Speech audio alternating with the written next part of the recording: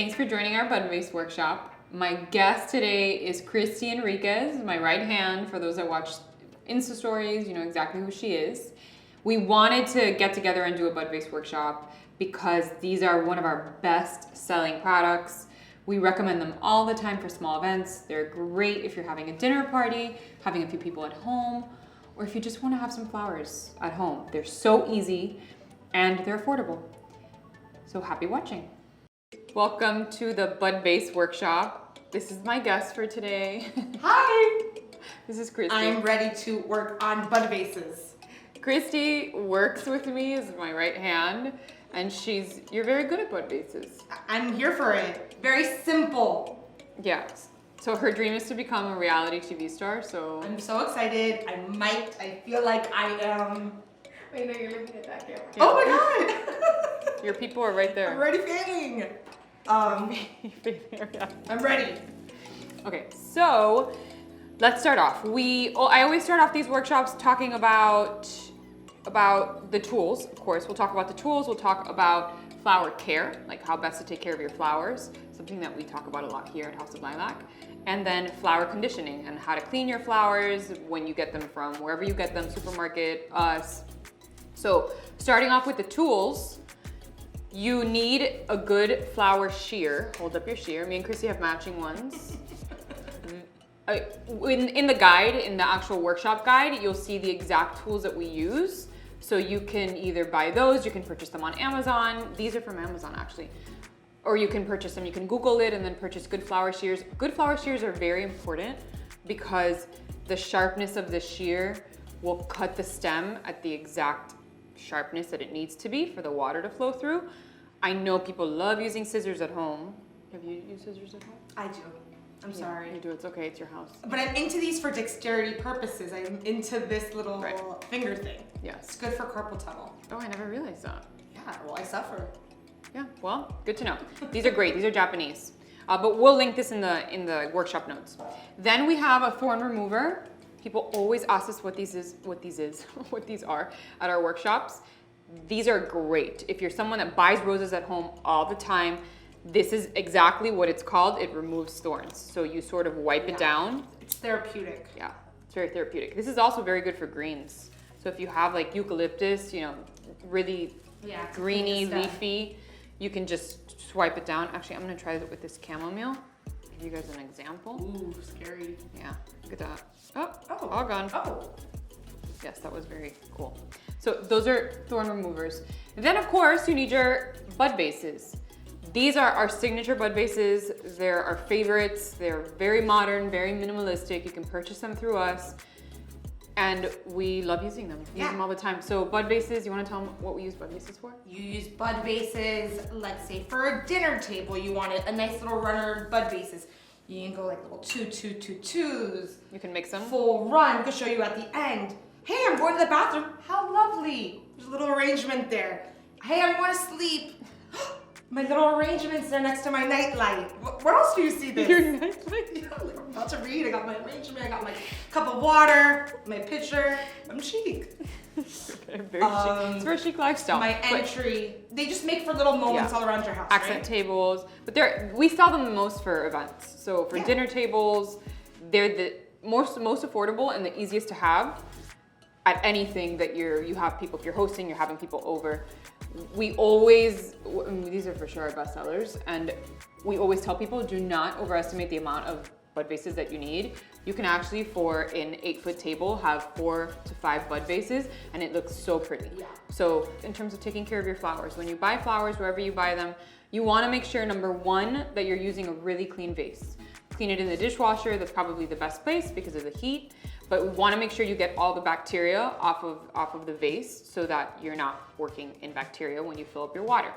Number 2, flower food is very helpful. We use flower food in our water just to give the flowers a little bit of life, let them last a little bit longer. It does help last longer. You can purchase flower food anywhere on Amazon. They come in these little packets. We have like a big tub, but they come in these little packets, individual packets. They're great. You can have them at your house and you can store them. Number 3, in terms of flower care, we want to replace your water every 2 days. People hate hearing this, but as soon as your water gets murky, and it's like a give or take like 2 to 3 day period, you want to replace your water. It's gonna help your stems drink more. It's gonna help them drink fresher water. It's gonna look better because you don't want like it does look prettier. It looks prettier because the water just get murky, and you want to replace it with clear water. Number 4, you want to cut your stems at an angle every 3 to 4 days. We can do 4 days. Let's talk 4 days. I know this again sounds crazy to people, but this is all just gonna help your flowers last a lot longer. What ends up happening to the bottom of stems over time is that there's just a buildup of like murky bacteria. And of course, over time they can't drink water and then they die. So just a way to make them last longer, help them last longer, cut their stems every few days. And then in terms of just where to have them at home, don't place them under AC vents. AC vents, they just love to kill flowers. Drafts, door drafts, so the heat. I mean, if you're not in Miami, well, it's summer, so it's hot everywhere. But specifically if you're in Miami or anywhere that's humid, that's just like it's a flower killer, just that open draft from the door. So just watch if you're putting flowers in your foyer, because the heat from the door opening is probably gonna start affecting it over time. And then in terms of the flowers that are in your vase already, if something dies, just remove it. Remove it, throw it away, leave the other ones in there. That's gonna help the rest of them last longer. So just, it's a constant care process, we know, but it does help your flowers last longer. And we've seen it firsthand. It's fun. It's fun, it's a process. So we're gonna start conditioning first. So in terms of conditioning, what is conditioning? People ask us this question all the time when we have workshops. Do you wanna walk through conditioning? Okay, so for the roses, for example, it would be taking off the thorns, making sure like it comes with tons of these. I guess we already conditioned these. You would remove the leaves. All the leaves that basically sit in the water is really important. You can leave leaves that are at the bottom, at the top, but all the leaves towards the bottom, you want to make sure you remove them because the leaves carry the most bacteria from transit. So we want to make sure that the stems are just in the water. Yeah. And that's basic conditioning for all stems. With roses, the petals do get bruised, so you want to make sure you clean them off. Chamomile, we're using chamomile today. Love chamomile, smells like chamomile tea. All these little greeny, just unattractive little leaves, you want to make sure you clean them off, remove them. We have some beautiful yarrow we're working with today, light pale yarrow.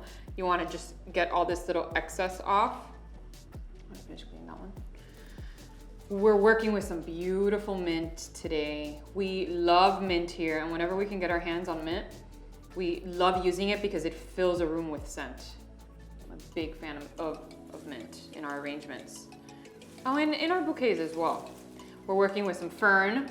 So with the fern specifically, I'm just gonna strip off the bottom, anything that I think is gonna be in the water. And then we're working with some ruscus that we'll start trimming the ends of.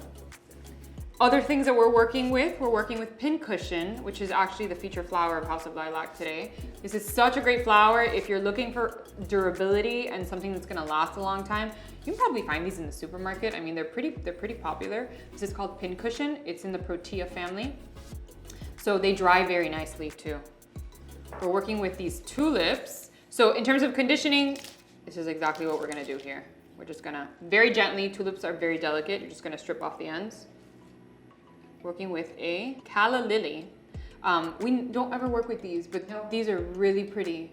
Fun fact, they're not a lily, they're actually a tulip. And you could tell they're the same stem.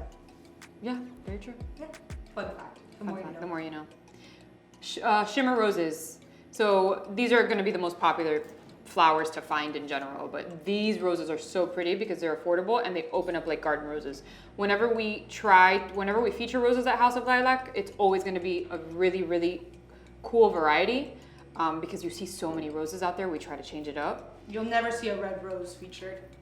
We'll never say never. Never say never, but we have never used red roses.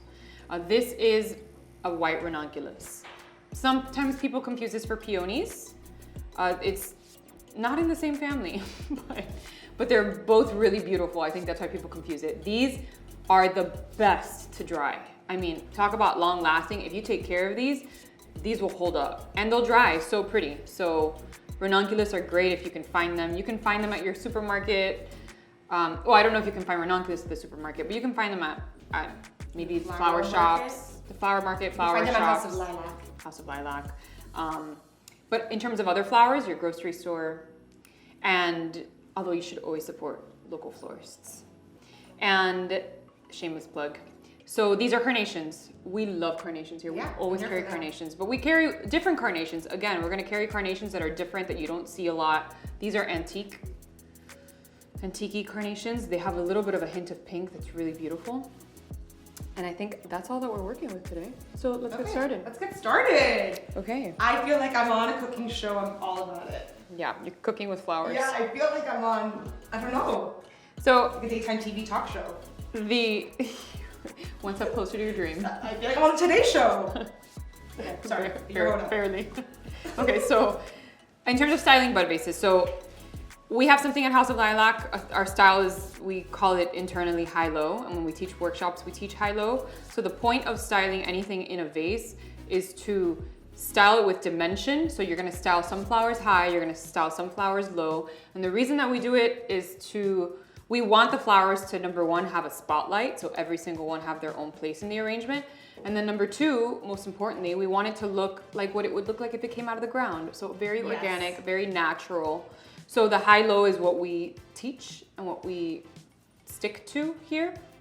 So we are gonna start with the high-low process. There's no right or wrong way. You don't have to necessarily start with like greens or flowers. How would you say you start styling bud vases? I think I start with flowers first. Yeah? Yeah. Okay, so let's do it the way that you do it. I had to think about that. So we're gonna start, I like 3 different kinds of flowers in my bud vases. This is not like a hard rule. You cannot abide by this, but for the most part, I think we technically will do a main flower. Yes. Like a main bud. We'll do filler flower. Right. So those are things like the yarrow and the limonium and sort of like that filly flower concept. And then greens. So green filler main, something to keep in mind when you're purchasing flowers and when you're styling.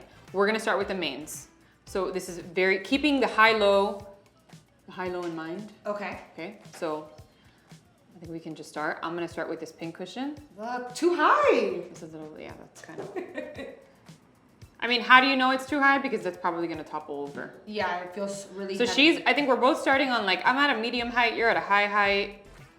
I'm gonna go ahead and I'm gonna stick a little bit of filler in here just to give you guys an idea of what I was talking about.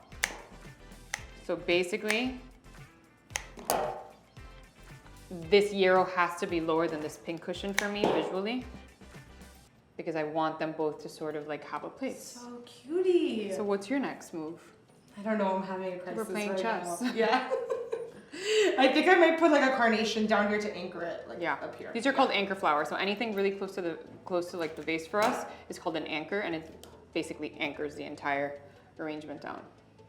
Right. So things like the calla lilies and the tulips and the ranunculus, we like to keep high because they sort of have really solid stems and make their own statements, and they're pretty. The stem is what asked me for it. The stem is sort of asking to be tall. And they have beautiful, beautiful buds. So we want people to see the buds. So I'm gonna put this tulip right here. And if this were on a dinner table right now, let's just assume this is the dinner table and we're styling it on the table. I'm gonna go ahead and I'm gonna cut this tulip a little bit because it's competing a little bit with this calla. All right, I'm gonna now work the greens in on my end over here with this little pink cushion. I'm gonna stick this little fern right here. By the way, there's nothing wrong with leaving one flower in a bud vase. People ask us those questions all the time. If we're styling a table, we might do that just to give it a little bit of variation. Variation is nice too. Yeah. So we never style the same bud vase twice, very rarely. We like to mix it up.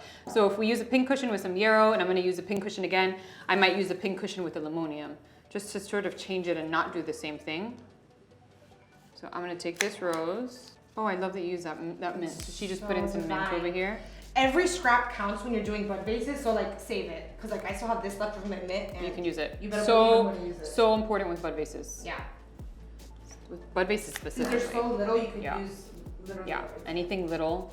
Even when if you're arranging at home and you might be arranging flower arrangements, like bigger ones, keep the scraps. Keep the scraps and then put the rest in the Bud vase. Stick it in that bathroom like I want. I don't really like that Yarrow. Oh, cute. Are you? That is so. Here's what she did, right? She has her one of her mains. This is called a little pop out. If we're getting really technical, we call these pop outs. Pop out anchor. And this is the anchor. And then she's got a little bit of her filler and a little bit of her greens. But notice how everything sort of lives in its own place. Like the ranunculus is sort of floating up top. Oh, what happened? The filler, the chamomile has its own little like side situation going on. So does the mint. It's at like a different height. And then the anchor is just sitting pretty, just anchoring everyone down. And then that's sort of like what we like to do with our Bud vases. I'm gonna take this carnation. Carnations, I think we typically style low. Yeah, I mean, I don't want to give a carnation that big of a moment. Maybe you can. Like There's a nothing moment wrong of with here. giving a carnation a moment. But I also think it looks pretty. It makes a pretty anchor flower because it's so wide. I think that's why we do it. We have some more limonium here. Limonium, if you tend to find it, some people think this is lavender. It's not, but it does last forever. It's great to dry if you're into drying flowers and keeping dried flowers at home. Buy filler and that will last you a really long time. So I'm gonna go ahead and stick some of this limonium here. I want to see this. What's going on here? Horrifying. This is Horrifying, not all your scraps will be winners, No. but you'll come across some good ones. So your mint, I'm gonna clean this mint Clean up. a mint. Don't be afraid to clean. We thought we could reuse this guy, but he just doesn't. He's not working. Well, for us. I snapped it, I cut it. Yeah. I think that was a bad move, but that's okay. We can make a mojito with it. Yeah, cute. Yeah. Save some mint for mojitos. Yum. So now, Cristie's in love with that one. We talked about that one a little I'm bit. having issues with this guy. Well, we're not having issues with him. He just needs a little bit of TLC. So we're gonna start putting some filler in it. This probably needs to be a little bit higher, quite honestly. So let's take that out. Use some more limonium. Limonium is great because it sort of sprays everywhere, creating a lot of space. So this is a good example of double filler, but hey, it looks really nice. And we have some greens here. We have all this ruscus.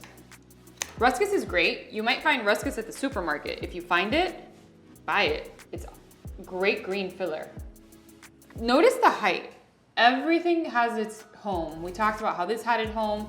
Now the green is living on its own. This limonium is spraying up. The chamomile sort of has its own little home at the bottom. And then the rose is providing this anchor spot. And that's how we know when a Bud vase is done, when everything sort of has its place. These two done. Yeah. Yeah, so this is also, we're styling this like a dinner table. And we want to make them all look alike, but we still want to make them different. And to do that, to tie them all together, even though they have different flowers, you can do that with the greens, you can do that with the filler, switch up the main flowers. This is the reason why we say you don't need a lot of Bud vases to fill a dinner table. You can have, think of we're basically probably on a 10-foot table here. And just run these down the middle of a dinner table and spread them out. Maybe you have your table settings. Totally. This is the most beautiful. And they're not big, so it's like you could put plates in between them Exactly. and work Maybe with you're it. eating You family can see style. over your guests. They're the best for family style because you can sort of 100%. put like platters of Yes. food in the middle. And if you would just buy these and have them at home and then just go to the grocery store or your local flower shop, buy your flowers and then just fill them in, it's like the perfect situation 100%. to Easy. beautify your table at an inexpensive amount.